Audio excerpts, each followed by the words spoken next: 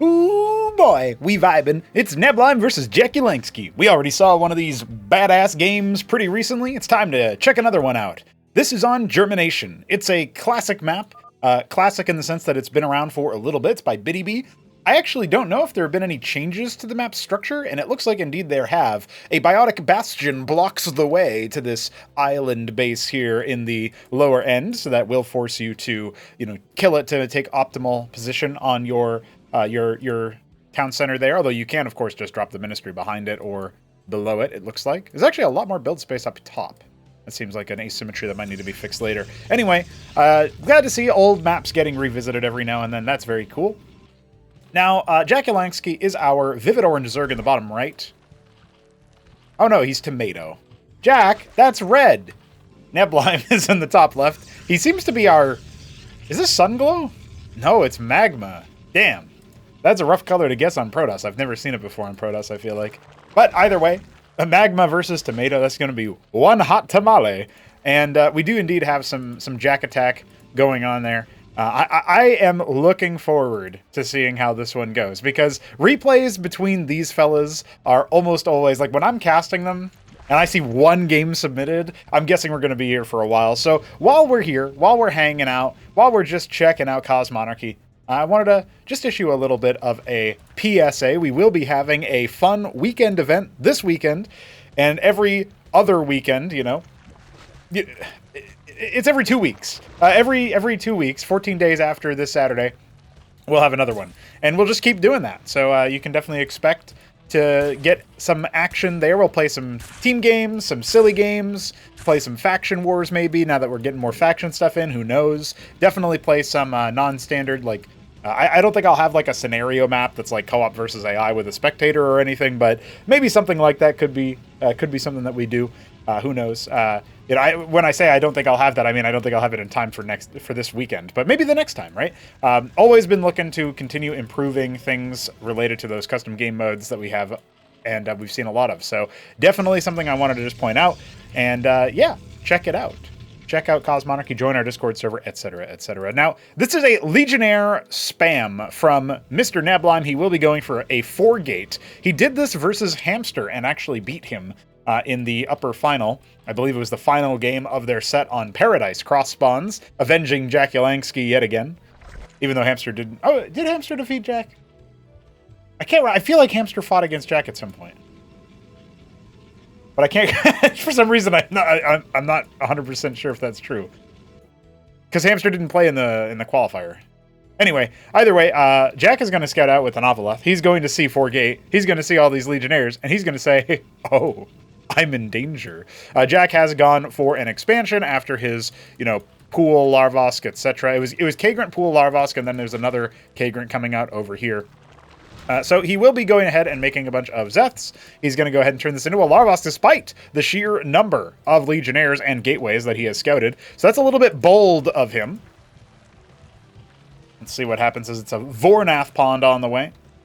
All right, what is this? 8 Legionnaires on the way. I feel like this number of Zeths is enough to do a little bit of something, but he might have to cancel that hatch. Let's see how the reaction is as a couple of quas are being made. The first Legionnaire falls, and the cancel comes after that. Interesting. He wanted to hold and maybe see if he could finish that structure off. But despite it, I mean, Neblime is sitting here ready to drop his Nexus. There it is. And we are going to end up seeing, I don't know what the Draconids are doing. Oh, okay. He saw the Avaleth and thought maybe there was a drop or something, but it's just there for scout. Now the hatch gets put down again. And only 1 Legionnaire going down is not too shabby, not bad for Neblime's position. Maybe it was 2, because there's 6 now instead of 8. Either way, I only see 1 corpse here. Maybe there's like another one later on. The fact of the matter is that the threat for the Legionnaires, the window of threat, is maybe past when it comes to this natural. But Jack is looking to take a 3rd base, and he has scouted out the presence of the Legionnaires. when you see the worker there, for sure you're thinking, okay, you're going to try to set up another base. But the Quas are out now, and Quas will stop the Legionnaires from being able to do too much. I would have loved if Jack had tried to cut off this path, because it's kind of predictable that the speedy Zealots, or speedy Legionnaires, right, they would just charge on through and start seeing what they can do. Now, the Legionnaires are in the base. You know, in StarCraft 1, you'll see Speedlings do this to Protoss. It's kind of funny that Protoss are doing the same thing to Zerg now, just trying to stand on top of those workers to reveal them. A lot of them going down. These probably should have been evacuated to pull you through the military so that they died a little bit faster. But unfortunately for Jack, that is not the case. That is not what happened. Now, a couple of Nathrakors were scouted. Is there going to be defense for Neblime? He's got a couple of Drakidins. In fact, a lot more on the way. He's kind of transitioned into just 4-gate Drak now, like constantly producing those. He's got plenty of units over here that he could try to muscle through. Jack, on his other on the other side of it, you see how less defensible this third base is relative to what it originally was. And now in the middle of the map where there's that little divot nicely in the middle, Jack is going to try to descend upon Neblime's forces here. And yeah, those Zets are coming in hot. They are going to go ahead and pick off one of the Draks. Okay. Well, you know, overall, this is looking like Jack has taken a little bit more power and a little bit more tempo into his side of the map. He's going to, like, trying to cow Neblime a little bit, but it's not really working just yet. It's just slowing his assault onto the next round. A lot of Zets just got made. We have 4 workers coming out. There are a lot of hatches, which I like because Jack hasn't necessarily massed up the what would you say? He hasn't necessarily gathered a lot of Vespene, but he apparently had a lot of minerals to float, so he's going to go ahead and drop extra hatches. I wish Zerg would do this more in times of duress, because it will still expand their production, and it's actually less APM to do, since you don't have to morph the second structure, and it also doesn't cost gas. Now, this attack is not necessarily working out as well as Neblime would have hoped, but he will whittle down the front line, and eventually the Quas will be absolutely sundered. So many more Zeth pairs are about to spawn. There is a chance for Jack to be able to hold this without losing his third base, you know, the third base hatch. I mean, there's nothing mining over here, so it's kind of an attractive target for Neblime to just come in here and step on it. Yeah, I think with them only being Zets and not really exiting the base in a very clean way, it feels like this is not going to be enough for Jack to overwhelm, but as the Vorvs join, maybe the fight will start to swing on in his favor. Neblime has been adding a rogue gallery behind this. We'll see what he wants to make with that as his forces start to split. And yeah, I mean, a lot of those Zerg units did get kind of hemorrhaged up to the north. We're kind of back to where we were before, like maybe 30 seconds ago, when Neblime pulled all the initial sets of Zets and Vorvs out, and the Quas had to retreat. Now there's not that many Quas. We've had the Hydra den up for so long, but no Hydras were made despite the money. Now we've got 6 of them started. A Prostation stage is on the way, as well as the third base for Neblime. And he's still sitting here, just constantly whittling down this Zerg force. Finally, his Striders will be overrun. It doesn't look like they got reinforced at any point, and it looks like Neblime is going to try to split his forces and fall away.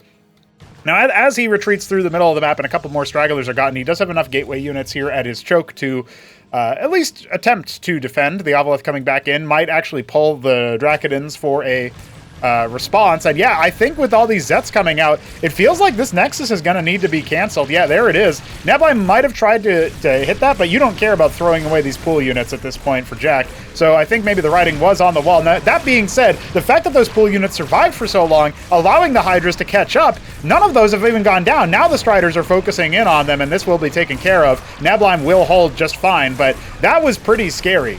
We've got a Charlatan out. It's only Striders. Otherwise, we are going to see Jack pull back a little bit with his Hydras. And he doesn't have too many more. I mean, there is a ski back coming. Still no saturation on that third base and still 20 workers behind.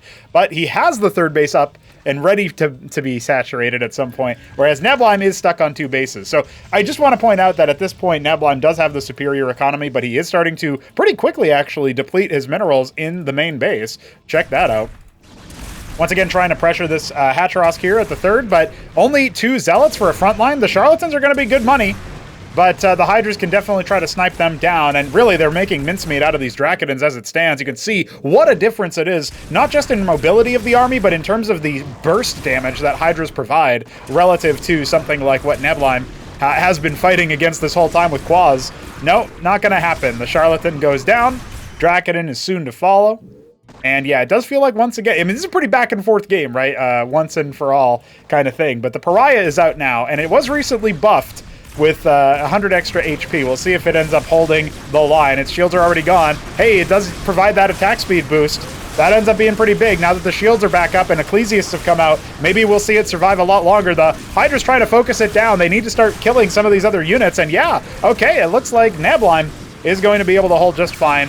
You can see it's such a hard choice for Jack, apparently, to pick between trying to focus down one of the other units and something else. He's got so many Hydras, though, and 8 more on the way. Now, remember, he did make the ski-back scab. One thing that is worth noting here is that he hasn't actually used it for anything, and there's a second prostration stage up and running. The third base finishing up, and the workers are starting to pinch off. There's 5 more going to saturate that base. Meanwhile, Jack is starting to mine out at his third, or mine his third in general, but still down 25 workers. I mean, that worker lead should have been decreasing, not increasing. The Ovalef getting pitted away by that engram, and now we are going to see the Protoss charging forward yet again. Jack is setting up for a little bit of a pseudo-contain. The Ecclesiast dying does give that speed boost. Very, very important for Neblime to disengage here. Otherwise, he could have lost a lot of those units to the Vorvs. Now, as we say that, though, this Pariah might be mincemeat. It's ensnared by the Vorvs. But the other one comes in, the wounded hero from before. Not going to fall. The Hydra count is really high, though, and the stack, yeah, it's going to be able to get rid of that first Pariah.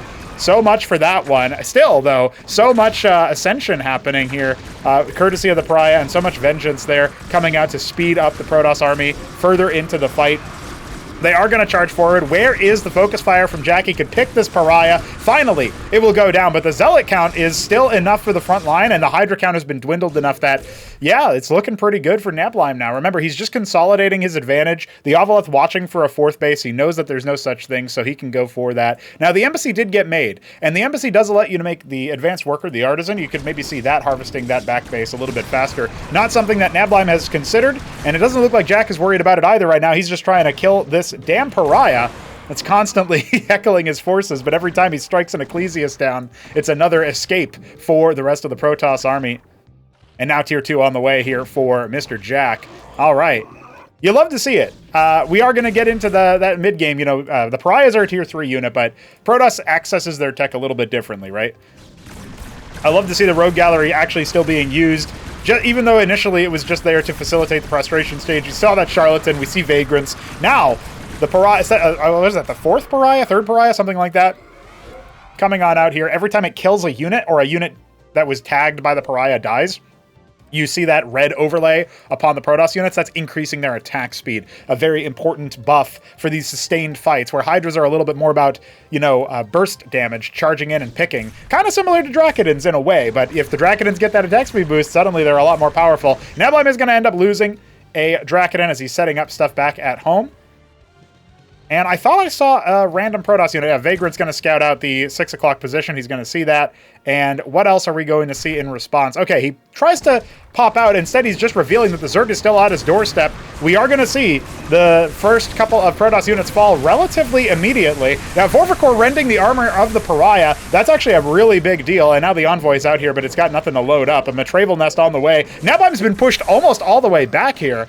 And the Bactyls, the Hydras, etc. Oh man, this is actually kind of worrisome for Neblime. He does have 4 Wardens back here, but the ranged units are all that remains for jakulangski. He doesn't have to worry about that single Vagrant out there. The workers get pulled and are going to try to overwhelm and destroy the bounces of the Bactyls. If they are attacking in melee range, the Bactyls have no bounce attack. So their crowd control is much more reduced. Now again, look at Neblime's worker count. He can definitely afford to do that. A dead Ecclesiast speeding up the scribes. I never thought I'd see the day. Start killing your own Ecclesiast in your mineral line to see if you get resource bonuses from the speed boost. Is it worth it? Is it a plus minus worth it? Now the Hydras are coming out to try and respond to this. I still don't actually think that we're too worried for Jack in terms of like the immediate response that'll happen here. That Pariah is almost certainly going to end up dying. Neblime is going to have to pull him back, and it doesn't look like he will. I mean, he had a nice little couple of last moments there killing a lot of Zeths. We still have 2 Pariahs with the rest of the army. Now Jack is going to move across and avenge the destroyed 6 o'clock position here, his 4th base. Remember, Neblime is starting to set up at the back island, so at the same time he is trying to get deeper into this game. The Envoy presumably there to warp in, you know, or allow the scribes to get a little bit of a transport out there. Now, with the Matrolith here, we are going to see Ensnare just as a passive aura being applied here. And there are the Vilgaliths. They are spawning the Rillarokors. This sustained fight will no longer be in favor of Neblime as long as those Matroliths live. A lot of idle larvae. Not a whole lot of worker production here for Jack. He's still stuck on sub 50 workers as Neblime ascending towards that 100. Remember, there's no supply in Cosmonarchy, so no penalty for it there. It's actually in many ways, the right way to play. Now, 17 workers are about to hatch for Jack, and he's capping his gas, going for Convolisks. There is another Vilgalith. The Ensnare definitely rocking and rolling over here. Yeah, Neblime has been kind of pushed into the corner for a very long time, but he is going to see if he can get a little bit of heckling done with this drop. What is the response here from Jack? It looks like some of his Hydras are being, peppered down and heckled. That Matrolith is dead. Not being policed by Mr. Jack. And now, with the Convolisk is out here, it'll do a little bit of heckle damage, but I think the Vagrant and the Ecclesiast are still back here, and the two Zealots have been mopped up, but there's still a lot of, I say a lot of worker damage. I guess it's not really that much, but it's forced all of the ground units from Jack to fall back, which is a pretty big deal there. You can see him start to saturate his 6 o'clock before it's actually ready, and now Neblime considering where to send to the next couple of units for him. Okay, the Avaleth revealing the 5th base. He doesn't know that this base has been taken. It's pretty lightly defended as well, just like, I want to say 6 Nathrakors could clear that out. We do have the advanced workers coming out here for Jack, the Gosvaleths. He loves to use those to make the static defense. Again, his worker count very, very low, very limited saturation in the natural, and even more so in the main base. But he does have his Alcag Eteth. We'll see what he wants to use that for. Is it going to be Kagralisks, Evigralisks? Is it going to be Almaxalisks? A lot of lisks, a lot of options.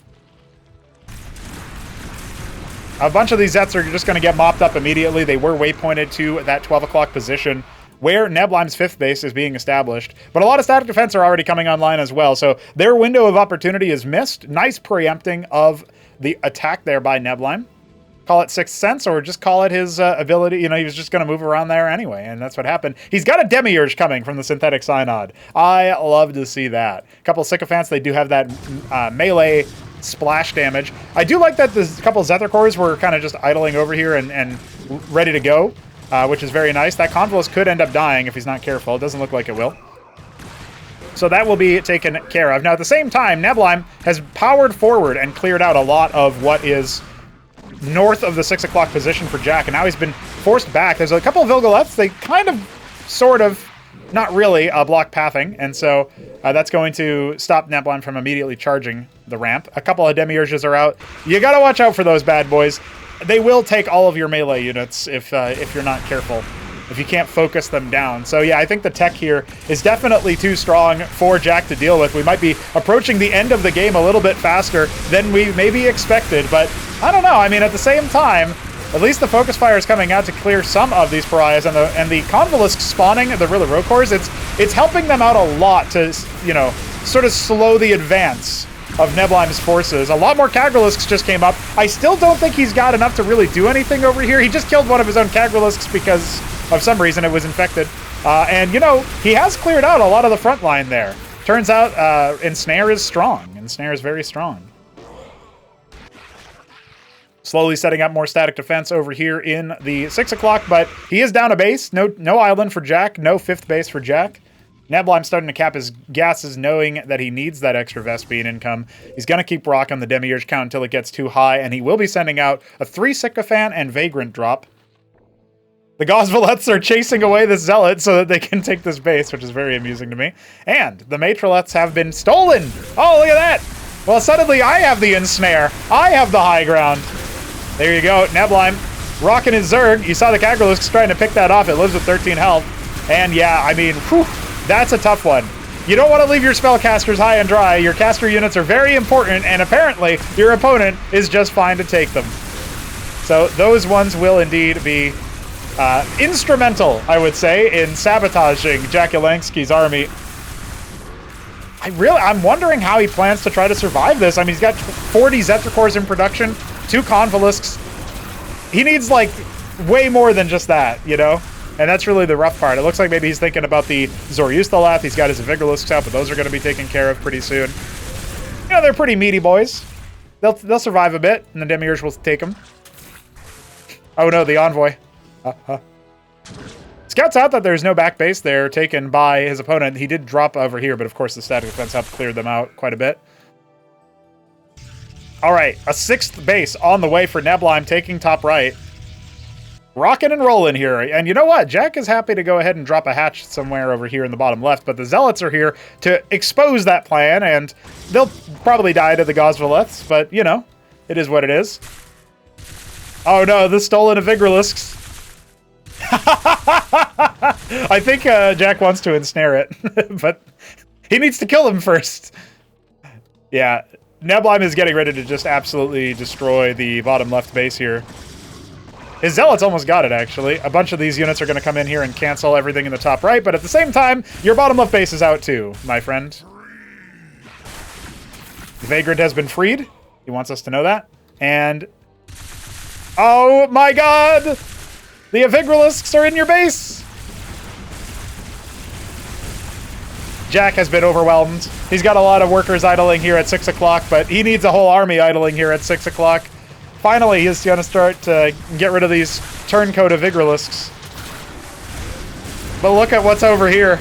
All the dead workers, all of the demiurges, and one worker has switched over to Neblime's side, as well as the Gosvaleth, actually. I think this is probably where the game wraps it up. There's an Argosy in production, that 6th base being retaken in the top right, as jakulangski attempts to make his daring last stand. There is no Star Sovereign to infest to save him this time, to put in the thumbnail. There have been no Clarions. Instead, it's the Demiurge show. They return in style in this PVZ. Yeah, he's pushing him back a little bit here and there, but it's not looking too good for my money. He's got a very nice stack of Almaxilisks over here in it. Neblime will start to fall away. A horde of Zethicors once again heading to the top right, but you know, oh no! Oh my god, I've never seen that before. Neblime's Matroleth out here, he stole it, and now he's using it to hold on to top right, despite the flood of units coming in, his own reinforcements helping out as well. Did he end up using the... like, I don't see a Hacharosk in production for Neblime, so, you know. I don't think he ended up saving the Gosvaleth, unfortunately. That would have been nice. Hey, infested pariah. Nice. Jack got one back, you know. Oh no, Neblime's Matroleth. Neblime's jakulangski's Matroleth. It's just gonna be a scout. Okay, well, we do have lots of static defense in all of these outer-lying bases. Jack is going to have to commit a lot to actually fighting, and he's down by he's literally down by 100 workers and more. More than 100 workers right now, boys. You know, you heard of Flame Horizon from League of Legends, where he's up 100 CSAU in top lane. That's kind of like what's happening here, except even more so, even more ridiculous. So, combining assaults from multiple angles, the Empyrean is out coming in from the west. And he wants to take this pariah. It looks like he will infest it. But it gets taken care of very quickly. The Empyrean... oh, one more shot would have actually killed both of those Matroleths, I think. But he wants to fall back. Let some of his static defense chip in as well. He's retreating much farther than I would have expected him to be honest. He's got those Almaxilisks to deal with. The Empyrean trying to snipe him, but instead, it will be sniped back. Still, the Demiurge count is pretty high. Another Empyrean on the way. The Engrams continuing to shell out from afar. More units waiting in the wings for Neblime to crunch this army.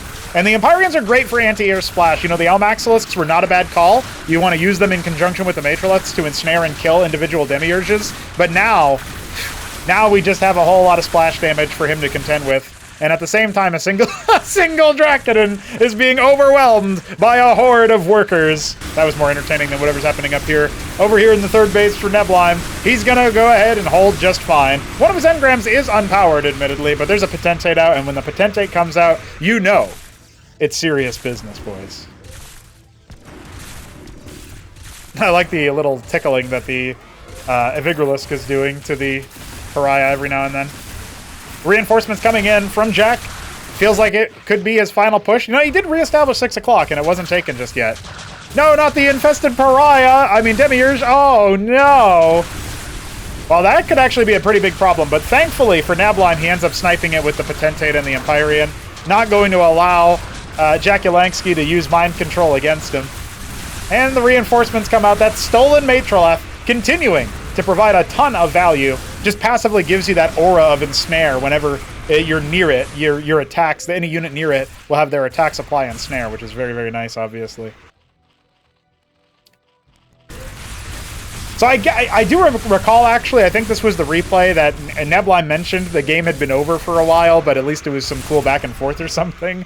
And I guess this is what he meant. I mean, at first I wasn't sure if he meant it for him, because even though he had such a huge worker advantage, Jack had so much map tempo. But the whole time, if we want to talk about, like, things to remember as the game went on, lessons to be learned when it comes to applying them to your own play, yeah, Neblime kept scaling up the tech tree. And he did indeed keep attempting those expansions, and Jack just never really scaled his worker production up, so he was spending all of his larva, all of his money on lower tier units. He never really got the tech out in time, and despite his horde of ensnaring units, he will be overwhelmed. The golems are out. They simply do not take enough damage from the convolisks, especially when, you know, added together.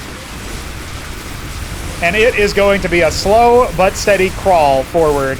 Now, everything is going wrong.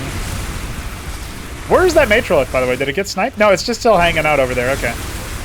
I was just curious. That looks like it'll be GG here, as Jack has almost nothing left in the tank. He's got plenty of Kagralisks that just hatched, I suppose, but he lost his heavy hitters. He lost the Convolisks. He even lost the damage sponges with the Avigdalisks, and now 7th base finally being taken by Neblime at around 9 o'clock there. Oh yeah, I guess some of the low ground bases got removed in this version, right? This used to be a base. This used to be a base. So that's another change in the map.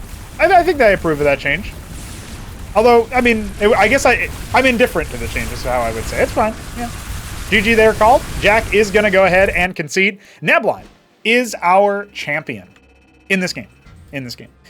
Ladies and gentlemen, I hope you enjoyed this cast. We had plenty of fun action going on. You see, Neblime did not have the most unit score because Jack produced almost 1,400 units. He lost a little under 900. So, yeah, I think maybe part of that is because instead of it doesn't count how many units that got like turned by the Mind Tyrants or the Demiurges or the Empresses. Any mind control like that doesn't count as a lost unit, which is probably a scoring issue we should fix, but that's why there's such a big disparity there between units made and units lost. Anyway, hope you guys enjoyed this cast. We will be back, as always, for more content in the future, so stay subscribed and tuned. We got some interesting things coming up, and of course that weekend event where we'll be playing everything other than 1v1. Join us for that, and see you then.